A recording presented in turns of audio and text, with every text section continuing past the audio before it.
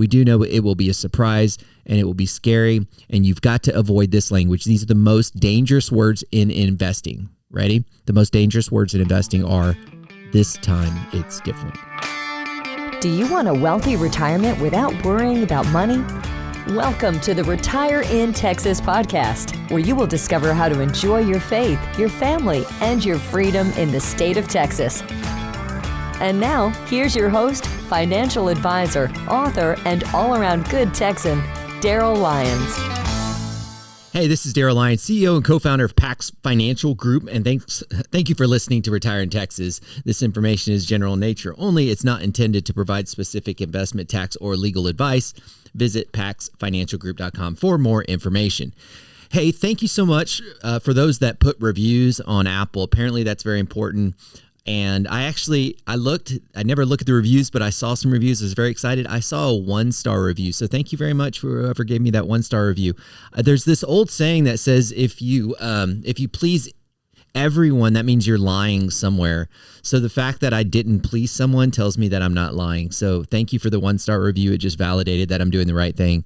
But certainly wouldn't mind offsetting that bad review with good ones. We've had 27,000 downloads and have had over 100 episodes.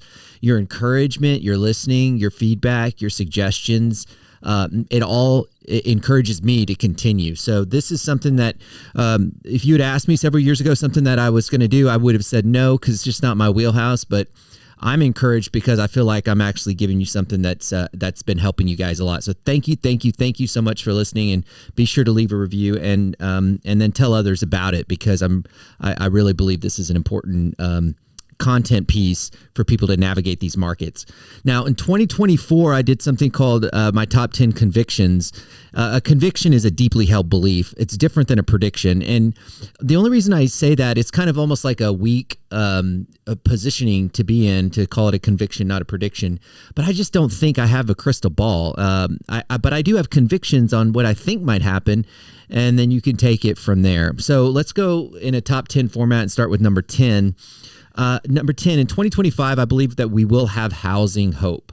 What do I mean by that? Well, right now, it's really hard for millennials and Gen Z to get a home. And that's it's a clog in the wheel. The prices of homes are higher. You know that. There's higher interest rates. Insurance and property taxes have all gone up. And when you look at your mortgage, and hear me out, all of that together can be no more than 25% of your take-home pay. If that number is very important, because if it exceeds 25% of your take-home pay, you're going to have to sacrifice in other places, whether that's giving, saving, spending, whatever. And so we've got an entire group of young families unable to afford a home in this market, and that hurts. It will either hurt slowly or hurt all at one time in 2025, but it will hurt. And it affects the housing market, affects Home Depot, Living Spaces, landscaping companies. I mean, it really has this ripple effect, as you would imagine. And so the good news is the surge in home prices have slowed down, but the reality is we have to create an environment where builders are encouraged to build. And that may require regulatory incentives for them to build. And I know the current administration is very much focused on reducing the regulatory requirements so that the cost of building goes down, and there's plenty of data to support that. But if you think about it, the developers are in a really important piece, because they're willing to take all this risk, buy the land, hire the architects, do all the infrastructure, with the hope of building and selling houses at a profit. And so they have this lag time that they're in the hole. And if they don't have optimism and hope, then they're not going to place that big bet. Neither will banks back them. So this idea of economic optimism in the housing market is very important. And we need to do it because the next generation, well, they need homes. There's about a $5 million home deficit in our country right now. So we need to build homes. We need to create an environment, a regulatory environment, and that will happen in 2025. Something will trigger a new strategy for homes to be built to meet the demand. And here's a quote I think is important. Home ownership begins with believing you can purchase a home. Okay, number 9. I spent way too much time on number 10. I don't know how I'm going to get through the show, but let's go faster. Number 9, there will be a scary month in the market, and it will be October.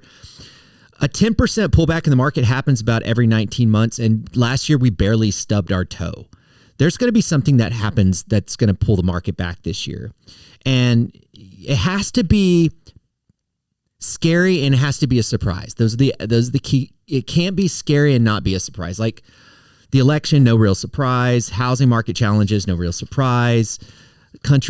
Our debt issues in the country, no real surprise. But it has to be like a big one, a real scary one, like a cyber attack, a China threat, debt ceiling tantrum that messes up the bond market, crash in NVIDIA. Something scary that's a surprise has to happen for this 10% pullback. And I just want you to know that's probably going to happen because that's normal. We just haven't had it in a while, so we're not used to it. So just remember, I've talked about this in previous episodes. You can hedge your bets using some structured products. There's a whole episode on that with all the disclosures and nuances, but that's something that we use to hedge. And then, of course, do the Monte Carlo analysis with your advisor and look at what are the probabilities and what's the magnitude of risk I'm taking in my investment portfolio. But just know that there's going to be a pullback in the market. It's just the law of averages that we're going to get one. We just don't know what it is. We do know it will be a surprise and it will be scary. And you've got to avoid this language. These are the most dangerous words in investing. Ready? The most dangerous words in investing are, this time it's different. So avoid those words. Have a plan, anticipate it, and push through it. Okay. Number 8, we're going to get broadening out. A lot of people ask me, is the market too expensive? And some people say, I'm going to wait to put money in, but I want it to go down. And so what does it mean to be expensive? So Apple stock's trading at $222. Is it because it's 3 digits? It's $100 or $200? That's why it's too expensive and I can only get X number of shares? The market doesn't work that way. It's considered expensive when it's a ratio of price to earnings. So you've heard that before, the price that you are paying for earnings. And so under that analysis, the stock market is generally expensive. I don't think anybody can sugarcoat it, but there is a certain degree of conversation there. So as a whole, it's expensive, but the pockets that are really, really expensive are technology, like the NVIDIAs and Apples. But if there's a lot of other places that aren't, like if you look at the prices of automobile manufacturers, broadcasting, footwear, insurance, there's a lot of stuff that's on sale. Now, there's a reason that it's on sale, but there's plenty of places you can even consider international markets or small cap or mid cap or a lot of different areas that are on sale. Generally speaking, it's priced pretty expensive. And so it's my conviction that we've seen this divergence in returns between those tech companies and the others. And if you look at any portfolio, anybody's portfolio that was diversified, there's some stuff last year that just did not work. It's my conviction that stuff will start to work this year. Okay, that was 8. Number 7. The tax code will be important and quite possibly could impact you. And here's the thing about it. The TCJA, the Tax Cuts and Jobs Act, that's going to expire at the end of the year. Very important for you to know. There was modifications in the child tax credits. They got rid of the personal exemptions. The estate tax is a big one, and standard deductions was awesome. But all of those things, and I'll talk a little bit more about it, but all of those things will change if nothing is done and will revert back to 2017, 2016 tax code. So there's a lot to talk about here, but just a couple of things I want you to know. I love the standard deduction. It increased. In fact, 2025, if you're single, your standard deduction is $15,000. Married, filing joint, it is $30,000. That's awesome. It just makes it easier. You don't have to. Many people don't have to worry about like itemizing or standard deduction. It's just big standard deduction. So hopefully that sticks, and I think it will because it's simplified. Everyone likes it. I think that one will stick. Pay attention to your income because the Roth for this year, this isn't subject to the expiration of the TCJA, but for this year, the Roth income limits, they went up, the phase out ranges. So check again to see if you can qualify for making a contribution to a Roth. The big one that you should know about, and you know if you should know about this, is estate taxes. This is a big one. I don't know how we're going to get around estate taxes with the federal deficit, but if you have an estate that's $20 million and that includes your life insurance, policies. Don't forget about that. So if it's around 20 million, there's definitely conversations you need to be having with your advisor about what the possible outcomes of the TCJA and how that could affect your estate tax issue for your descendants. Because there's three possible outcomes. It expires, it stays the same, or there's modifications. So I think it's important to kind of stay on point on that and kind of pay attention to see where that thing's going. But the estate tax is the big one for many people for the expiration of the TCJA at the end of this year. Okay, number 6. It's going to be cheaper to go to Europe. There's something called revenge travel that exists out there. It's called revenge travel, making up for lost vacations during the pandemic. And the strength of the U.S. dollar, I know everyone loves on the radios, Glenn Beck's gold stuff. It drives me crazy talking about the dollar crashing. Just to let you know, the dollar is very, very strong. It's always relative to other currencies, extremely strong. Look at the charts, especially since the election.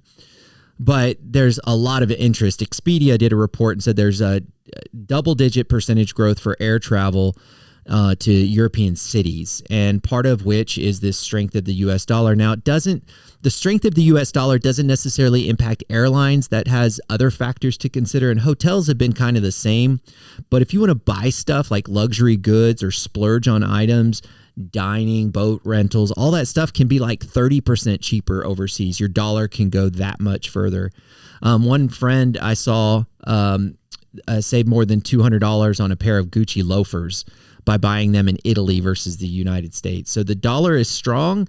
Again, not a lot of savings to be had in the like the airline or the hotels, but when you go splurge over there, it's pretty good stuff. There's a website I found called The Hotel Guide. A guy out of San Antonio, Edward Leos, does that site, so you could check that out. There's a lot of cool ideas. It's called The Hotel Guide. I'll put a link there. Okay.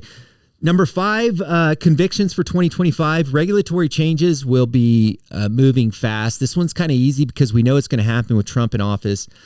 But interesting, I think it's important to note that the floodgates of growth do open with reduced regulatory changes. I know hope is kind of nebulous. It's not really quantifiable, but it's extremely important. There's an old saying that says you can't love with a toothache. And I would suggest to you that you can't grow a business without hope. I was a part of the National Federation of Independent Business Owners, a part of their advisory council. And if you ever read their surveys, every single year, one of the number one pain points for business owners was the regulatory environment. And so if we can improve, make it faster to do permitting and make the regulatory process make sense, business owners will thrive. I know I got frustrated as a business owner a long time ago. This was like 10 years ago when I had to fill out this stupid form that did not make any sense. My client wanted to buy disability. He was a doctor. He was very busy. Disability policies are under the state insurance department. And because he was a client, the regulatory body, the SEC, or I guess it was FINRA at the time, said that they wanted to do an investment profile and know the risk tolerance of my client who wanted a disability policy. It drove me insane just because it didn't make sense. That's the type of stuff that kills business owners. And so I'm excited to see how this regulatory environment will kind of break apart these rules and allow all of us in the small business world to thrive, to have hope, to ultimately get this thing moving. So that is, hold on, let me see here. That's regulatory changes 5. Let me go to 4. 4. This is an important one. An important conviction is that data centers are going to move the markets here. Data centers are very important, and there's this law called Moore's Law by Gordon Moore. He was the co-founder of Intel. He said it's a rule of technology doubling, and basically it refers to the observation that the number of transistors in an integrated circuit doubles approximately every 2 years. But what does all that mean? It basically means that technology is going to double every 2 years. It's turned into Moore's Law. If that is the case, then we're in for quite a ride. And all this artificial intelligence and all of the crypto mining, I mean, you're going to need data centers. And these data centers are these dedicated buildings that house computer systems and components and telecom and storage. And you're going to need a ton of them. In fact, I was talking to a friend who has a place out in past Castroville. And in between Castroville and Hondo, they're actually building a Microsoft data center. Why there? Well, first of all, permitting's reasonable. There's not a lot of, stuff like, as you might see in other places. The solar, there's good solar there too. And there might be good wind. So you need electricity to make these things work. If you start kind of looking out on the horizon, you kind of put two and two together. You're like, okay, well, wait, they're going to need a bunch of data centers. That might be good if you're in a sprinkler business, right? Because then if you're a small business or even a big business that does sprinklers, or a generator business, or fuel for generators, or anything that's needed for data redundancy, monitoring. I mean, there's just a lot of peripheral businesses that come with data centers. Even the big one now, you're going to hear a lot about this, is nuclear, because what's the most efficient way to provide these data center with energy? Yes, wind and solar, but nuclear is going to be a big part of the equation. So if this idea of Moore's law is true, then watch out. Data centers and energy are going to be the talk of the town in 2025. All right, 3 more. Number 3, insurance premiums will go up. I hate to say it, but all these wildfires in California and hurricanes in North Carolina, all that makes a dent. I actually had a phone call. I guess it was a Zoom interview, and you can see it online where the News 4 wanted me to talk a little bit about the insurance markets, and it really has to do with the reinsurance, because what happens with insurance companies is they say, okay, I'm willing to take this amount of risk, but I need insurance for my insurance, and that's where you go to something called a reinsurance company. So when the reinsurance company finds that they're paying out too much in claims, then their premiums go up. They charge the insurance companies more, and then the insurance companies charging you more. So my point in that is a national event actually affects your insurance company, and the way you navigate this in the insurance world is you have 3 choices as far as I can see. If you're an insurance company, you can just stop selling insurance. They did that a few years ago in the long-term care market. The claims for Alzheimer's were too high and other types of chronic issues. So they stopped selling long-term care insurance. They stopped selling homeowners insurance in California. You could do that. You could do risk mitigation stuff like, okay, if you have this monitoring device in your home, or if you wear these certain watches and you play by our rules and we monitor you, we'll reduce your premium. So there's that. But I think what you're going to see, unfortunately, is just a rise in prices on your automobile and homeowners and umbrella. By the way, I don't talk about that enough. Make sure you look at an umbrella policy. So I think that you're just going to have to really pay attention to your insurance this year and shop around. Check with your advisor. Usually your advisor has a relationship with an independent insurance agent, and you can shop and hopefully reduce some of the costs there. All right, number two is school choice, and this is something that's conviction that I have for 2025 that's likely going to happen. Namely, in Texas, there's 30 other states that already have this, but I think Greg Abbott said he's got enough votes to get this across the finish line. The problem is the details, and if people are going to cuss and fuss and ultimately shut it down over the details. But I'm actually on the board for a private school, so this is interesting because will there be students that come here to a private school as a byproduct of having the extra money to afford the school that otherwise wouldn't have? Now, the thing about this school choice, as the language is still being modified, it's not going to affect that many kids. I mean, there's 5 million kids enrolled in Texas public schools, and we're talking about like 40,000. Like in version 1.0, it'd be about 40,000 kids. So not a lot. They'll have multiple versions, and as you would imagine, version 1.0 will be much lower income than many would hope for. So just know that the income level is going to be low to start out with. But here's the interesting thing. It's likely going to be done through an ESA program, an education savings account, which means that the money, if you qualify, will go into this account that can be used for a broad range of services, like not just private school, but also maybe even online education. So that's an interesting way, and it would be very interesting because it would allow those who qualify to be able to not only get private school, but homeschool education. Okay, number 1, drum roll please. Number 1, Darryl, conviction for 2025. Your grandma will be playing around with artificial intelligence. Grandma will finally start fiddling with it, and it'll freak her out. And she'll tell you, like she's the first one to figure this out. Have you seen this new artificial intelligence? You're like, Mom or Grandma, it's been around for like 2 years. You're just now logging on to Gemini or Claude. But it's finally hitting mainstream. And the reason this is important is because collectively, the market has spent the last 2 years spending, I want to say trillions. It might be, I know at least last year was $235 billion in artificial intelligence. And finally, we're going to see some fruits of that labor, because artificial intelligence has been like this kid you sent off to Rice, and you've been paying for his education for 4 years. And you're like, okay, when are you going to start? I want to see some fruit of this investment that I made in your education. Artificial intelligence has spent the last 2, 3, 5 years investing in building out the infrastructure, the ideas, the chips, everything. And I think finally we're going to start seeing some fruits of the labor, some cool stuff happen. I mean, we've seen it a little bit. I was in San Francisco just recently, and I saw some of these Waymo automatic cars, driverless cars. We're going to start seeing, maybe not yet, but some humanoid bots. They did one that was called Sophia, created by Hanson Robotics, and she's this highly advanced social humanoid robot designed to mimic human expressions, gestures, interactions. She uses AI in conversation. She recognizes faces and even expresses emotions. So that's like way cool. All of that stuff gets scary.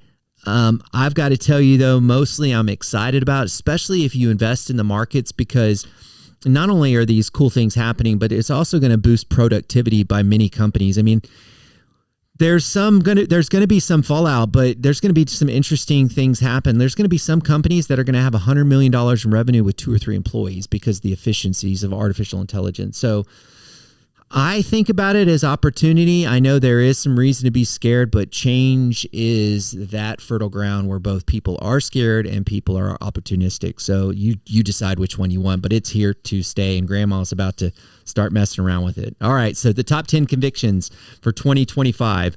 There will be housing hope, for sure.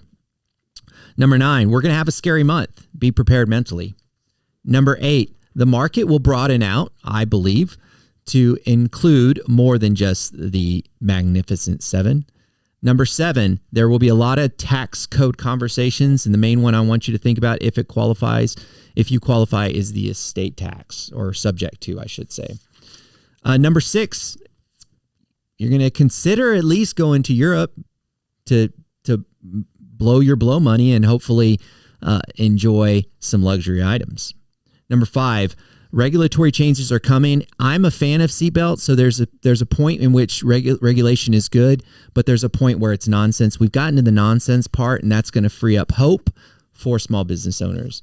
Number 4, data centers are going to be the talk of the town. Number 3, insurance premiums will go up, so be sure to shop. And number 2, school choice will very likely pass. And number 1, top 10 convictions for Darryl for 2025 is Grandma will be playing with artificial intelligence. Hey, thanks for hanging with me. I hope you enjoy the 2025 convictions for me personally. And I think, as always, that despite the uncertainty and despite the unknowns and the scariness, you think different when you think long term. Have a great day.